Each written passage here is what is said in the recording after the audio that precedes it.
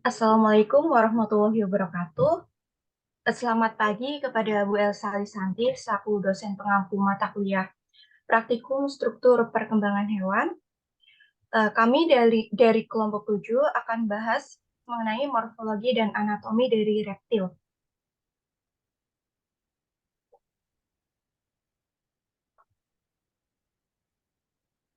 Nah, berikut adalah anggota kami, terdiri dari saya, Karina, dengan NIM 1308 622025. Selanjutnya ada saya Faisal Ramadan dengan NIM 13086 22027. Selanjutnya ada saya Aulia dengan NIM 13086222060. Dan saya Kayla Putri Salsabila dengan NIM 13086222062. Slide berikutnya akan dipresentasikan oleh Kayla.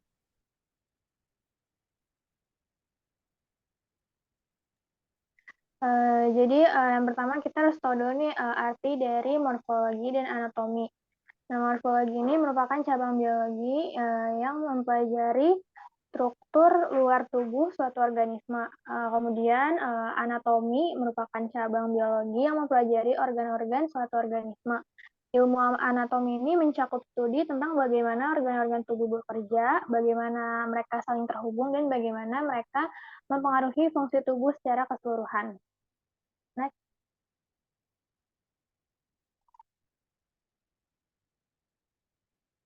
Kemudian ada organ dan sistem organ. Organ merupakan bagian dari tubuh makhluk hidup yang memiliki fungsi khusus dalam menjalankan kegiatan fisiologis. Sistem organ adalah kumpulan organ yang bekerja sama membentuk suatu fungsi yang berkesinambungan. Organ sendiri itu terdiri dari jaringan yang terorganisasi dengan baik, memiliki struktur tertentu dan mampu bekerja sama untuk terkoordinasi untuk menjalankan kegiatan fisiologis yang kompleks. Boleh di next.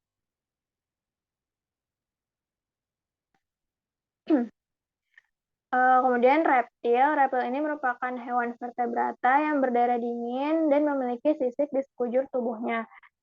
Contoh hewan reptil itu diantaranya ada kadal, ular, buaya, kura-kura, dan bunglon. Kemudian beberapa hewan reptil memiliki peran penting dalam ekosistem seperti sebagai predator utama, penyerbuk, atau sebagai sumber makanan bagi hewan lain. Next. Kemudian di sini klasifikasi dari Eutropis multifasciata, karena kemarin kita praktikum itu reptilnya itu adalah kadal. Jadi di sini Eutropis multifasciata itu termasuk dalam kingdom Animalia.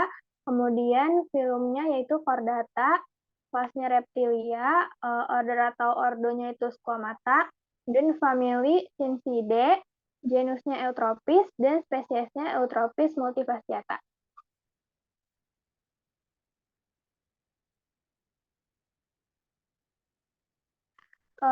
Eutropis multifasciata ini memiliki morfologi atau bentuk tubuh khas sebagai kadal dengan kepala bulat dan agak pipih. Kemudian badan dari kadal tersebut itu ramping dan agak pipih, serta 4 kaki pendek dan ramping.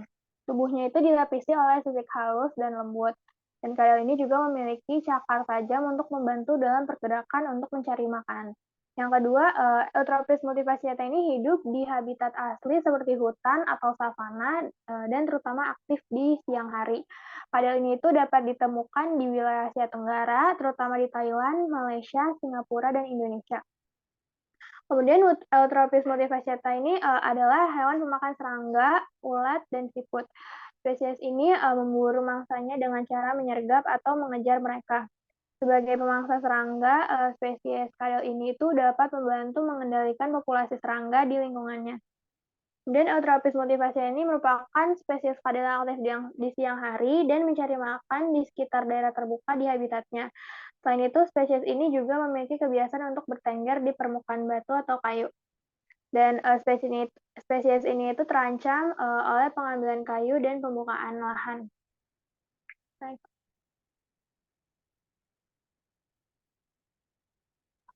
Nah, berikutnya ada morfologi dari kadal.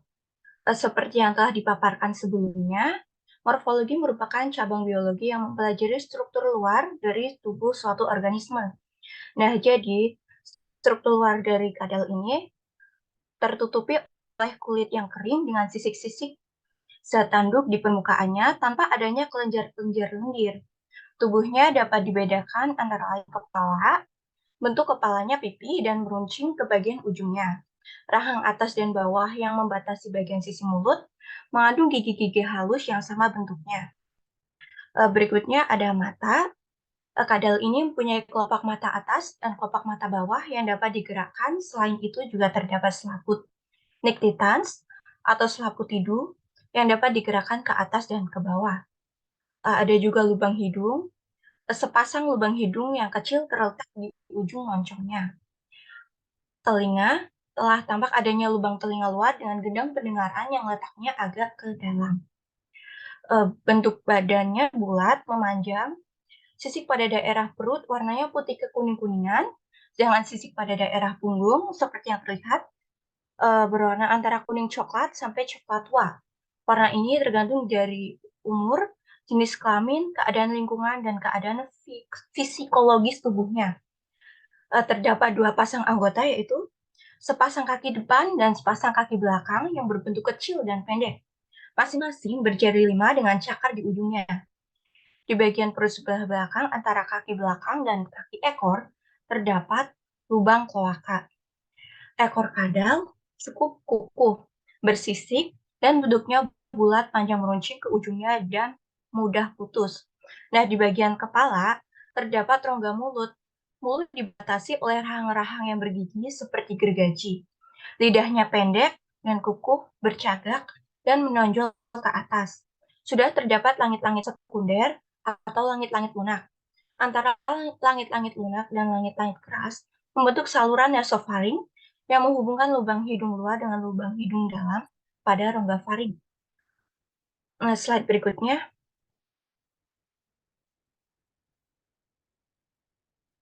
Nah, berikutnya juga masih tentang morfologi, lebih tepatnya morfologi secara kuantitatif atau melalui pengukuran. Nah, yang dapat diukur dari tubuh kadal ini ada head width, arm length, forearm length, hand length, thigh length, shank length, foot length, snout, fan length, tail length, eye length, head length, ear opening, snout distance, mouth opening, jawline length, mouth length, snout length, closing in level jaw out length, dan jaw out length. Slide berikutnya.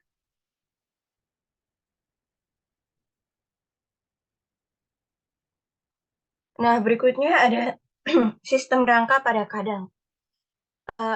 Eutropis multifasciata memiliki sistem rangka vertebrate yang terdiri dari tulang belakang, tulang rusuk, dan tulang ekstremitas.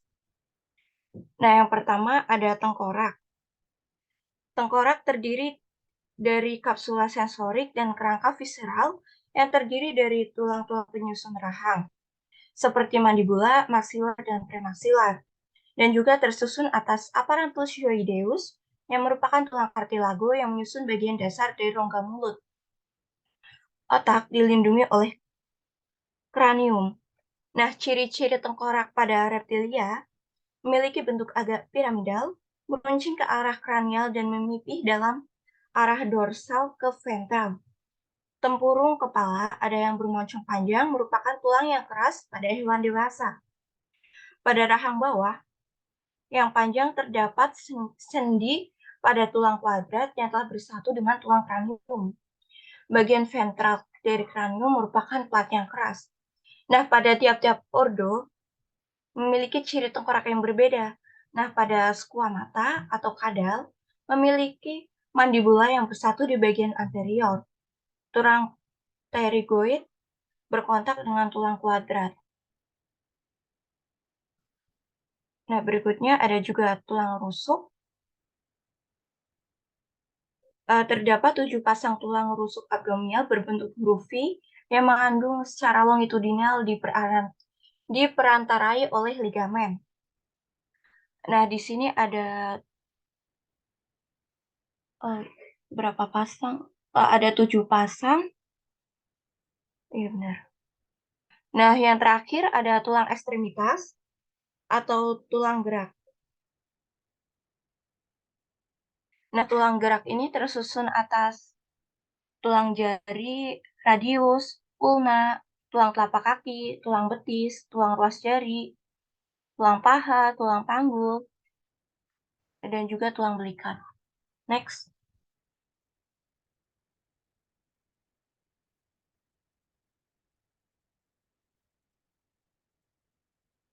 Nah, berikutnya ada sistem digesti pada Eutrophis multifasciata. Sistem pencernaan pada Eutrophis multifasciata dimulai dari mulut, kemudian melewati kerongkongan dan masuk ke perut. Di dalam perut, makanan dicerna oleh asam lambung dan enzim pencernaan. Selanjutnya, makanan yang sudah dicerna akan masuk ke usus halus, di mana nutrisi dan nutrien diserap dan dimasukkan ke dalam aliran darah. Sisa-sisa makanan yang tidak dapat dicerna akan dipindahkan ke usus besar dan diubah menjadi feses yang akan dikeluarkan melalui anus. Nah, seperti kebanyakan hewan reptil, Eutrophis multifasciata merupakan hewan karnivora dan memiliki sistem pencernaan yang khusus untuk mencerna daging dan protein. Nah, akibatnya, mereka memiliki asam lambung yang kuat dan enzim pencernaan khusus untuk membantu pencernaan protein. Nah, untuk organ pada sistem pencernaan ini antara lain ada trakea, esofagus, hati, ada juga pankreas, lambung, usus besar, usus halus, empedu, dan juga kloaka. Next.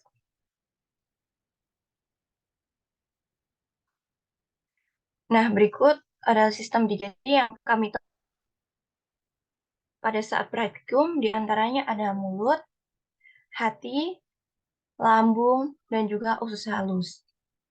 Slide berikutnya. Nah, ada sistem respirasi atau sistem pernapasan pada Eutrophis multifasciata. Sistem respirasi Eutrophis multifasciata terdiri dari organ-organ pernapasan seperti paru-paru dan kulit. Paru-paru terletak di dalam rongga dada dan terhubung dengan trakea yang membawa udara dari luar ke dalam paru-paru. Kulit juga turut berperan penting dalam pertukaran gas karena dapat menyerap oksigen dan melepaskan karbon dioksida. Dari praktikum kemarin, kita dapat menemukan paru-paru atau pulmo. Slide berikutnya.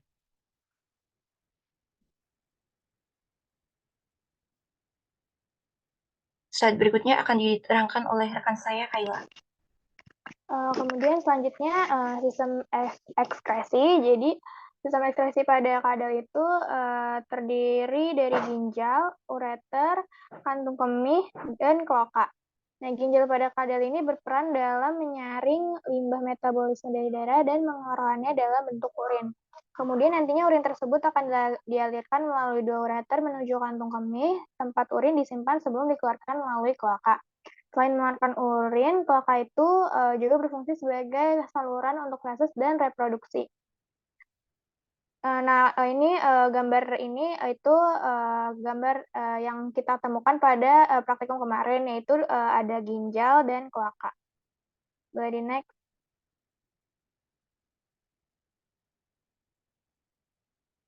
Kemudian selanjutnya sistem reproduksi. Pada jantan itu memiliki dua testis yang menghasilkan sperma. Sistem reproduksi pada jantan itu terdiri dari testis, epididymis, vas deferens, dan kloaka. Sperma nantinya akan disimpan dalam epididymis dan kemudian melewati vas deferens yang berfungsi sebagai saluran keluar sperma. Pada saat kawin, sperma akan dikeluarkan dari kloaka jantan dan masuk ke dalam kloaka betina untuk membuahi telur. Pada musim kawin juga, kadal jantan itu akan mencari kadal betina untuk melakukan perkawinan.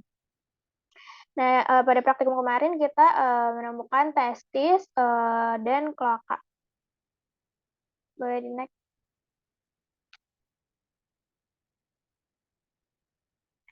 Selanjutnya ada sistem integumen. Sistem integumen dari Eutrophis multifasciata itu terdiri dari beberapa struktur seperti sisik dan kulit. Sisik-sisik ini itu berfungsi sebagai sebagai lapisan pelindung yang keras dan kuat untuk melindungi tubuh dari cedera fisik atau serangan predator. Kulit dapat melindungi tubuh dari serangan mikroba dan juga membantu dalam pengaturan suhu tubuh. Kemudian secara keseluruhan ini, sistem integumen Eutrophis multifasciata itu berperan penting dalam melindungi tubuh dan membantu dalam mempertahankan keseimbangan fisiologis. Kemudian kulit kadal itu juga memiliki kelenjar yang berfungsi sebagai menghasilkan zat seperti feromon dan kelenjar minyak yang menghasilkan minyak pelindung untuk kulit. Boleh di next.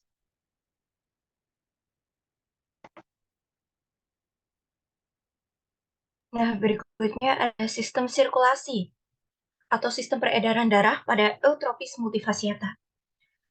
Nah, kalau membahas sistem sirkulasi, pastinya kita membahas tentang jantung atau COM. Nah, jantung pada Eutrophis multifasciata ini terdiri dari 3 ruang, yaitu 2 serambi atau atrium, dan juga sebuah bilik atau ventricle yang tidak terbagi 2 secara merata. Slide berikutnya.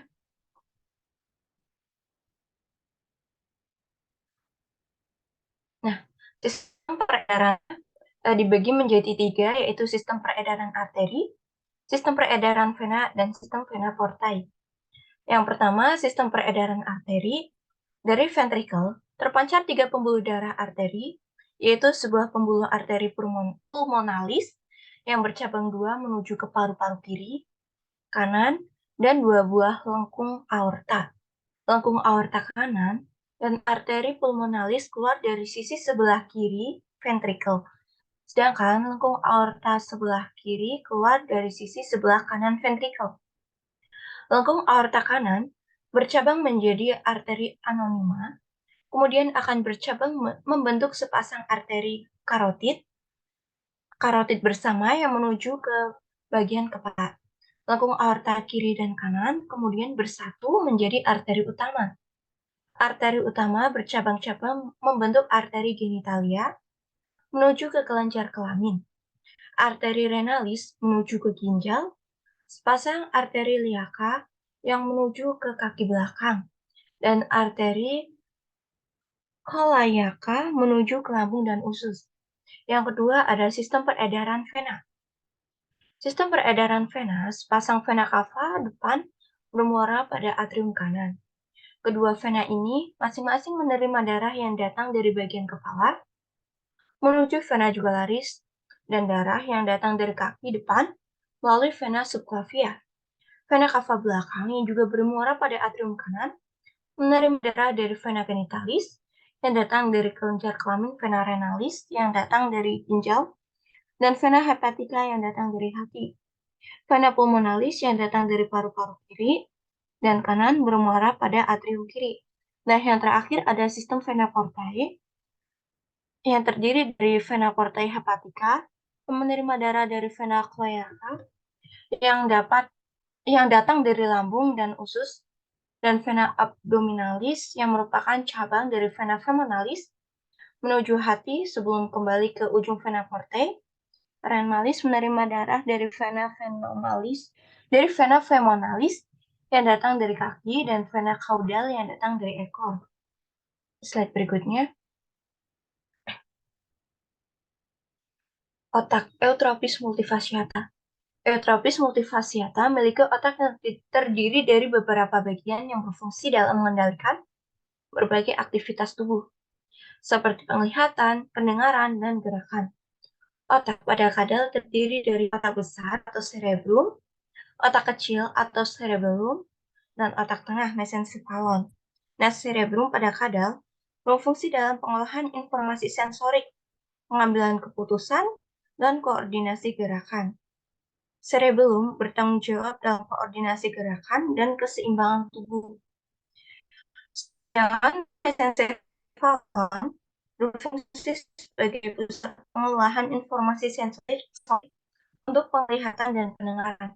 Nah, berikut adalah sumber literatur di mana otak terdapat pada kepala dan dilindungi oleh Ada juga otak yang ditemukan oleh kelompok 3 pada saat praktikum kemarin. Next.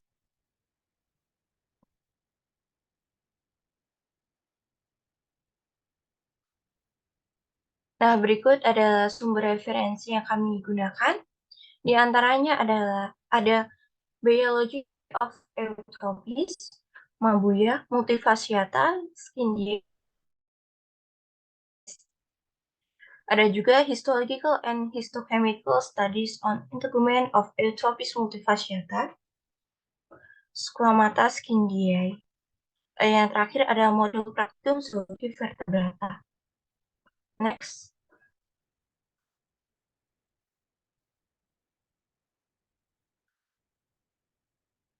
Sekian dari kami, terima kasih.